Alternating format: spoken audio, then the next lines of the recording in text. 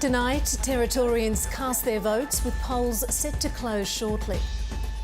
The ballot is expected to go down to the wire with crime and social disadvantage, two of the key issues.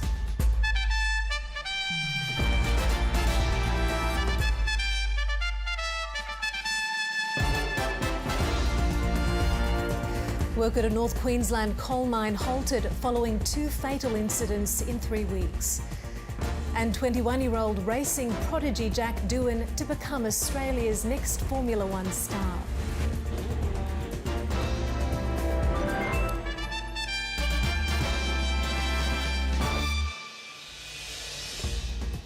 Hello and welcome to ABC News. I'm Mariam Saab. Well, it's election day in the Northern Territory where voters are deciding if Labor will get a third term in government. The country Liberal Party is looking to return from the political wilderness, and both major party leaders are expecting a tight contest. Hoping to woo voters one last time on election morning, it was a little quiet for the major party leaders. The old days of going to a school, getting your sausage, I think are sort of dwindling really. So people have turned down in big numbers to do early voting, and so we would expect today to be a little bit slower than traditional. Around half of the Northern Territory's enrolled voters made their choice at the ballot box before election day. That's just over 74,000 people. Independent and Greens candidates have been more prominent at this election, campaigning on issues some voters say have been ignored. Just the youth direction, just a bit more help for them. You know, I think they're a bit lost at the moment. Thought I'd just go for the lean towards an independent and then see how that goes. Climate, fracking, those things that I find the two big major parties are doing pretty poorly on. A better economy, stronger for small business, and the crime problem, which has been ongoing forever. Here in the Northern Territory, local politics matters, with just 6,000 people in each electorate. From the seats here in Darwin to Arnhem Land and the remote seats in the desert and Alice Springs. While there are more remote voters on the roll at this election, the Electoral Commission's predicting the remote turnout won't be much better than 4 years ago when COVID was at play. And most remote seats had a turnout rate hovering around 50%. Acknowledging that we're still dealing with funerals, sorry business and so forth, so sometimes our access and the time that we can stay in communities has been restricted, like it happens every event. Labor's vying for a third term in government and holds 14 of the Northern Territory Parliament's 25 seats. The Country Liberal Party needs to jump from 7 seats to 13 to form majority government. Voters will soon know if a predicted swing against Labor can deliver this. Felicity James, ABC News. And with more on the Northern Territory election, we have reporters at both major party headquarters tonight. We have Kyle Dowling at Labor and Miles Holbrook-Walk at the CLP. Kyle, we'll first go to you. Labor is going for a third term in office. To do that, they'll need to win 13 of the 14 seats they currently hold. What are their chances? Well, Mariam, from what we've heard from both parties, it's going to be a tight contest. Now, like you said, they do need to secure at least 13 to form government, and one of the key seats is potentially going to be coming of that of the Labor leader, Eva Lawler, in Drysdale, which is in Palmerston, which is typically considered a stronghold for the CLP. Now, Eva Lawler has picked up the seat at the last 2 elections, and if she is to pick up a third time tonight, that could be one of the key ones that they need tonight to secure that 13. Now, it is going to be a challenge for Labor, though, tonight. I mean, there's been some particular issues for Territorians that have been resonating. Cost of living hasn't just been hitting those across the country, but those here in the Territory as well. But also crime has been a prevailing issue that we've seen in the Territory. It's something that's made headlines right around the country, and it's something that's not just appeared before the election, but has been happening for quite a few years. Now, Labor have held power in the Northern Territory for 8 years. What are some of the things that stand out from their time in power? Well, of course, some of the things that do stand out is that we have actually seen over that 8 years 3 different chief ministers, and of course a revolving door of chief ministers is never a good thing and something that can cast a bit of doubt in voters' minds. Of course, We did see the NT government, of course, the Labor government going through the COVID pandemic, which is, of course, a very straining thing across the entire country. Of course, there have been a number of other things as well, crime again being one of the key issues. We saw some snap lockdowns just this year in Alice Springs as well, which is something that's been quite a contentious issue. Of course, those, though, here in the Northern Territory at the Labor headquarters where we are now, are going to be piling in and hoping that they've done enough tonight and that Eva Lawler at the helm has steered them the right way to secure those 13 votes tonight. Now, Territory Labor is chasing a third four-year term, the CLP, and now that's the main opposition party in the NT. They'll need to secure an extra 6 seats on top of their existing ones to take power. With more, we're now joined by our reporter Miles Holbrook-Walk at the CLP party headquarters. Miles, the CLP are set up in the northern suburbs tonight. Is that telling of how important those suburban Darwin seats could be to this election? That's exactly right, Mariam. The reason the CLP have set up here in Darwin's northern suburbs is because they need to win seats here to form government. We've heard from Kyle earlier that it will be 13 seats to require a majority, and there are plenty on offer here for the CLP to pick up. Labor holding 8 seats across the Darwin region that the CLP have been very aggressively targeting on those issues of crime and antisocial behaviour, and particularly violent offending that's risen quite a lot over a number of key areas there. What we've also seen is that because the Country Liberal Party, they only hold 3 seats across Darwin, Palmerston and the rural area to the south, this is the place they can really grow the amount of seats they hold. They already hold 2 of the 3 seats in Alice Springs, as well as the Barkly, which is the largest seat in the Northern Territory to the north. So if they're not going to win in remote communities in the bush, it's going to be a victory and a path to victory here in Darwin for them. It looks pretty quiet behind you at the moment, but what's it like where you are right now? Is there much of a crowd happening beyond the gaze of the camera? No, it's about a handful of volunteers here at the moment, and that would be counting some of the volunteers' children as well, I believe, Mariam. But that's probably to be expected. Polls are still obviously open here, and there is that sense this could be quite a tight election, even perhaps one of the major parties having to require a minority government. And so you can imagine people wanting to stay out on how to vote booths and voting centres right up until the final moment. Typically, seats can be decided by as little as 200 votes. We know that the Country Liberal Party actually holds 1 seat by just 5 votes, as well as Namatjira in Alice Springs by 0.1%. So they do need to still hold on to all the seats they are in possession of to have any hope of winning a majority government or even a minority government tonight. So you can imagine that around 6:30, 7 o'clock local time, that's when we'll start seeing people roll in. Of course, opposition leader Leah Finocchiaro not due here for some time to make either a victory or concession speech. And we will have our rolling coverage from then. Thank you, Kyle Dowling, reporting from Labor headquarters, and Miles Holbrook-Walk at CLP HQ. Well, the ABC is covering the Northern Territory's election extensively tonight across many platforms. NT political reporter Thomas Morgan takes us behind the scenes of our election broadcast set in Darwin.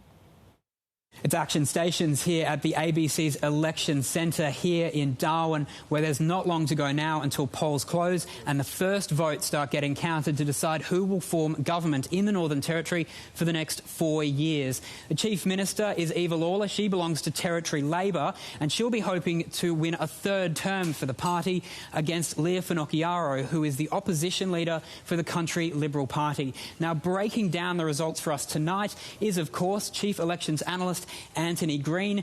There'll be coverage on ABC TV, on the News Channel, online and on local radio here in the Territory from 6 o'clock Northern Territory time. A supposedly psychic saltwater crocodile has predicted Labor leader Eva Lawler will retain her position as Northern Territory Chief Minister in today's election. Speckles, the 4.7-metre salty, spent several moments considering opposition leader Leah Finocchiaro before snapping up the incumbent. Lillian Rangai explains. And Eva. And there you go. How about that, guys? He's chosen Eva. Meet Speckles. He's a psychic croc, and he's just made his pick for the NT's next Chief Minister. He nearly didn't choose Eva, which was quite surprising. At one point he was humming around the other party, and I generally thought he was going to pick her, but no, he circled back around and went, I'll pick Eva. Mate, he's a fully reptilian animal. I can't give him love and affection. He'll kill me if I jump and give him a big old kiss on the lips. On Saturday, the 24th of August, Territorians will head to the polls to find out who'll form government for the next 4 years. Speckles picked the right Prime Minister at the last federal election, but can he do it again? If he's ended up picking the wrong choice, he's made a mistake and he might learn from that mistake until next time. No handbag in his picture then? No handbag. No one knows where Speckles got his mystic powers, but he's a born Territorian. Just like this guy. What are the lotto numbers this week? Will my summer be bright or demure? Speckles! So there you have it. Labor leader Eva Lawler is Speckles' pick to remain Chief Minister after this election. And cut. Speckles, will I ever afford a house?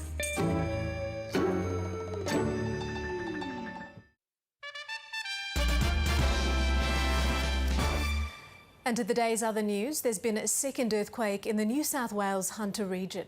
A 4.5 magnitude has been observed near Muswellbrook around 4:30 this afternoon, in the same area as yesterday's similar-sized quake. Several aftershocks have also been recorded in the region since yesterday. And Queensland's mining regulator has stepped in to shut down operations at a North Queensland coal mine after 2 fatal incidents in 3 weeks.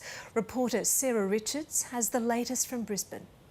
Resources Safety Health Queensland has stepped in to effectively shut down the Byron coal mine in the Bowen Basin. A worker was killed after a haul truck ran over a light vehicle on Thursday afternoon. It comes after earlier this month a 48-year-old died after being struck by a crane. All workers have been sent home following Thursday's incident, and the mine will remain closed until it's deemed safe by authorities. Of the 6 miners who have died in Australia this year, 3 of them have come from Queensland. The Mining and Energy Union is calling for QCoal, the owner of the Byron coal mine, to have its mining licence revoked. The state's resource minister says that Queensland has some of the toughest safety legislation, but the investigation would help improve measures. In New South Wales, police are treating the death of a man as suspicious after his body was found at a park in Western Sydney this morning. Crime reporter Leah Harris has more. Just before 7 this morning, a member of the public discovered a man laying unconscious in a park in Sydney's West. They called 000 and officers responded quickly. They performed CPR on the man, but sadly he was pronounced dead at the scene. He is believed to be aged in his 30s, but is yet to be formally identified. Police have been scouring the area for evidence and say that his injuries include a significant head injury, but they are still trying to determine how he died. He has an injury to the back of his head. How that injury was caused, we don't know, and that's what we are endeavouring to find out. There's a number of inquiries we're going down. We're treating it as suspicious. It may be a case of misadventure. We haven't been able to determine that at this point in time, but we're certainly treating it as suspicious until we can prove otherwise. Detectives have been canvassing CCTV in the area to try to determine the man's movements prior to his death, and they are appealing for anyone with information to come forward. Still in New South Wales, and a woman has been refused bail on a murder charge after the body of a 62-year-old man was discovered in a surfboard bag at a rural property in the state's north. Emergency services were called to a property at Darkwood, about 70 kilometres west of Coffs Harbour, on Thursday night. 35-year-old Lisa Marie Cummings was arrested yesterday at Nambucca Heads.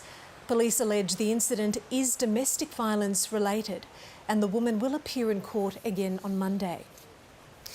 To the US, Robert F. Kennedy Jr. began his campaign for the White House as a Democrat. He then announced that he would be running as an independent. Now, the nephew of the late Democratic President John F. Kennedy has suspended his own bid and has endorsed Donald Trump. On the campaign trail in Arizona, with a special guest in tow. His candidacy has inspired millions and millions of Americans, raised critical issues that have been too long ignored in this country. Robert F. Kennedy Jr. has thrown his support behind Donald Trump after suspending his own campaign for the White House, claiming he never got a fair go. In my heart, I no longer believe that I have a realistic path to electoral victory in the face of this relentless, systematic censorship. and media control. RFK Jr. says he's found he's aligned with the Republican candidate on key issues, including funding foreign wars and border security. And the Democrats ignored his approaches. Vice President Harris declined to meet or even to speak with me. RFK Jr.'s polling numbers were dropping and his funds dwindling ahead of his decision. He was also making headlines more for his bizarre encounters with animals than his campaign. I said, let's go put the bear in Central Park and we'll make it look like he got hit by a bike. RFK Jr. comes from one of America's most prominent Democratic families. And under the authority... His uncle was President JFK. His father was also assassinated while seeking the Democratic presidential nomination. His siblings have condemned his decision to back the Republican candidate. Our brother Bobby's decision to endorse Trump today is a betrayal of the values that our father and our family hold most dear. These past weeks, it's been all about the Democrats, a new candidate, a new running mate, a star-studded convention. But with this announcement, the pendulum swings a little bit back towards the Republicans, and both parties will be eagerly awaiting the results of the first polls after this latest twist in the campaign. It's a little disappointing just because we put a lot of time and energy into this. The truth is, more encouraged than I was before. As the presidential race heads into the home straight. Barbara Miller, ABC News, Washington. Rescue teams have recovered the body of British tech magnate Mike Lynch's 18-year-old daughter, Hannah. She was the last person unaccounted for after the family's luxury yacht sank off Sicily. 7 people, including Mike Lynch, died in the incident on Monday. His wife is among the 15 survivors. A judicial investigation is underway into the sinking, with some experts claiming the luxury vessel should have been strong enough to weather the storm. NASA expects to be able to confirm later today whether the 2 astronauts who rode Boeing's trouble-plagued Starliner spacecraft to the International Space Station will need a SpaceX vehicle to return to Earth. The 2 astronauts were launched into space on June the 5th for a mission that was expected to last 8 days and have now been in space for more than 2 months. NASA officials have said the pair could be in orbit for 8 months if they can't return on the Starliner.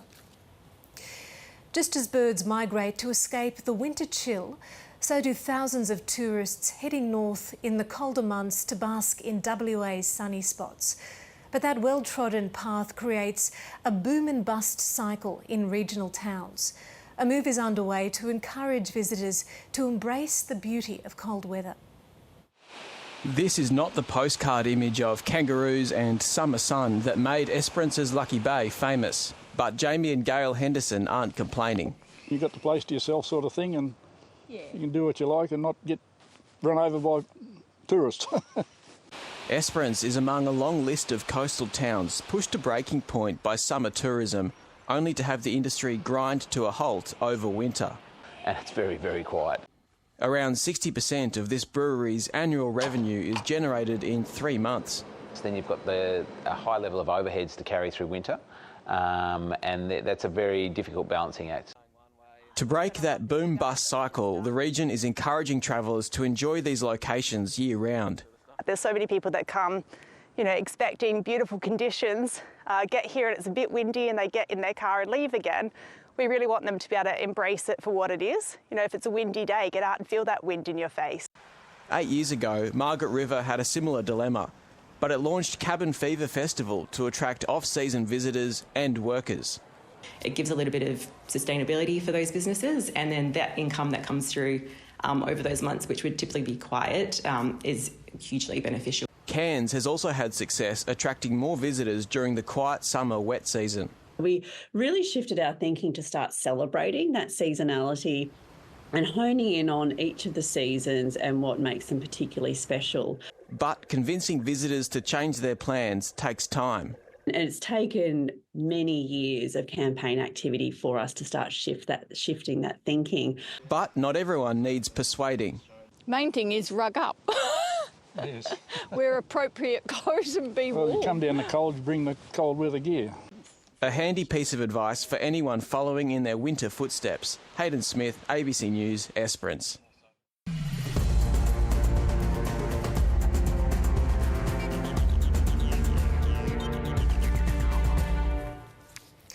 In today's AFL action, Hawthorn booked their spot in the finals after thrashing North Melbourne in Tasmania. The Hawks beat the Kangaroos 170 points to 46. The loss means the Roos could end up with this season's wooden spoon.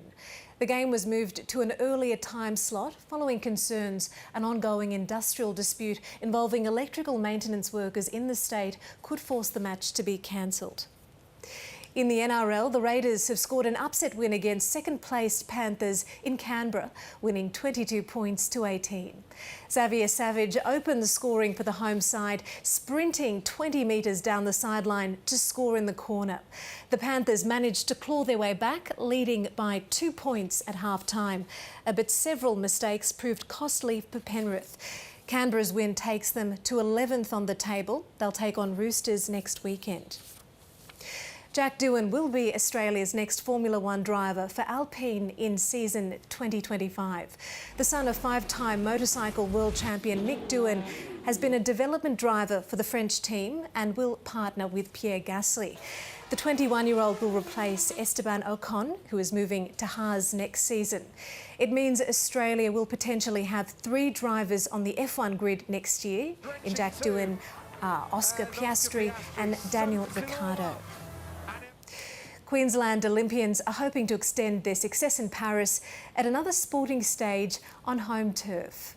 Thousands of athletes are on the Gold Coast for the World Lifesaving Championships to be held across the next fortnight. From the podium in Paris to the world stage in his backyard.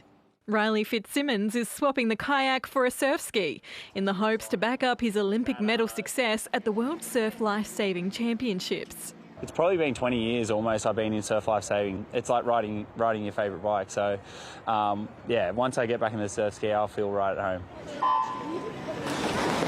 He's just one of Australia's Olympians who will compete over the next 17 days. It is quite special to have it in our own backyard here on the Gold Coast. You know, we train in these conditions all the time, so it's going to be very, very cool to showcase this to the rest of the world.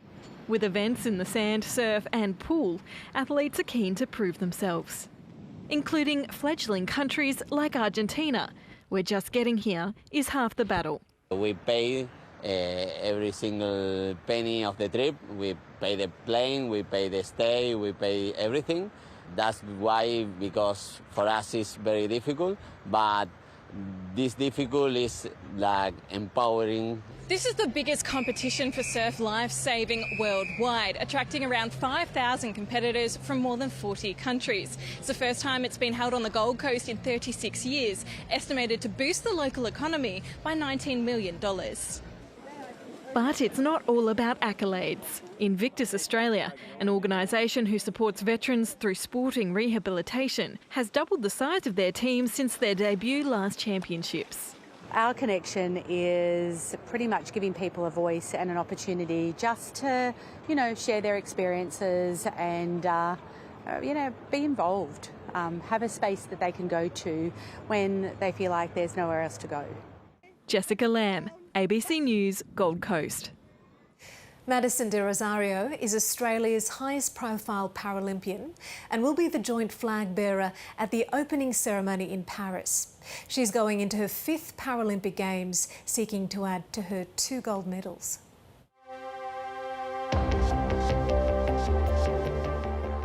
Madison de Rosario is leaving no stone unturned in her quest for more glory at her 5th Paralympic Games. Oh, that's nice. In a long and decorated career, she finally broke through to win a Paralympic gold medal in the 800 metres and the marathon at the Tokyo Games 3 years ago. Madison de Rosario takes the gold in the marathon. But she's not resting on her laurels. Instead, she's pushing harder than ever. Once you kind of do it, you want to know how much further you can go than that. And so de Rosario has dropped the 800 metres from her program and is going all out for gold in the 1,500 and 5,000 metres events on the track. We weren't willing to line up for an event that we didn't think we could contend a gold medal in. Then De Rosario will defend her marathon gold in a field that's rapidly evolving as it becomes more professional. In wheelchair racing, it's becoming far more realistic to be able to be a full-time athlete. And the result of that is faster athletes, it's stronger athletes. Which in part helps explain why De Rosario has become one of Australia's biggest Paralympic stars. She's been a magazine cover girl and even had a Barbie doll manufactured in her likeness. It's given her a platform to talk about disability in a way that she once couldn't have imagined. But as her profile grew, so did her understanding that she had a voice. There was a chance that I could actually use that platform for something really, really good, and I didn't want to be a representative of disability. I wanted to be an athlete, I wanted to be a woman, I wanted to be a person with a disability, I wanted to be everything else that I am, and all of those things be accepted as a whole. When the Paralympics roll around, Australians get an opportunity to see a lot of disabled people doing the things they do. And they see people like you who are exceptional, whereas most disabled people aren't elite athletes. How do you deal with that? If the only way we've decided disability is acceptable is if it's this high-performing, unattainable goal, then we're not doing justice to the entire community. Which, according to the ABS, is about 20% of Australia's population. And I don't want people that look like me to watch the Paralympic Games and want to be a Paralympian. I want young kids with a disability and their families and their friends to watch the Paralympics and just see endless potential. And I don't think that needs to be sport. And when they turn on the television this Thursday, they'll see Madison De Rosario holding the Australian flag with swimmer Brendan Hall as the team marches down the Champs-Elysees. And they'll see endless potential. David Mark, ABC News.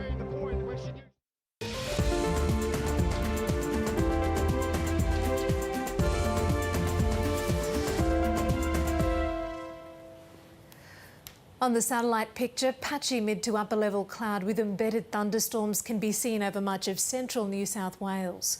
Moist onshore flow is producing low-level cloud across much of the southwestern half of Western Australia.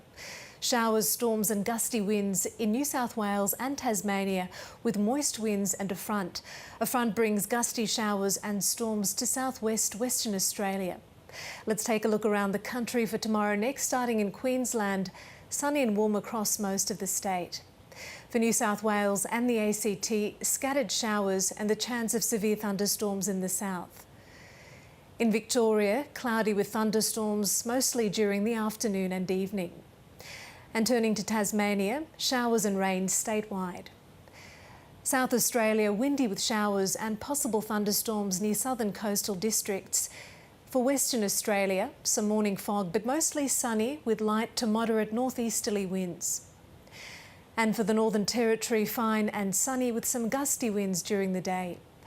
Looking ahead to Monday's forecast for our capital cities, Brisbane will be mostly sunny, Sydney also fine and sunny, Canberra mostly sunny, Melbourne cloudy and Hobart strong winds, Adelaide sunny with a chance of rain, Perth mostly cloudy and in Darwin mostly sunny with a top of 35. And before we go, a baby southern white rhino has been born at Werribee Zoo in Melbourne. 11-year-old Kipenzi gave birth to the male calf after a 16-month pregnancy. It's the first calf naturally raised by a mother rhino in Victoria in about 20 years. A competition will be held in the coming weeks to name the new rhino. Those are the latest news from ABC. Stay with us for NT Votes. It's election night in the Territory, and in the coming hours we'll find out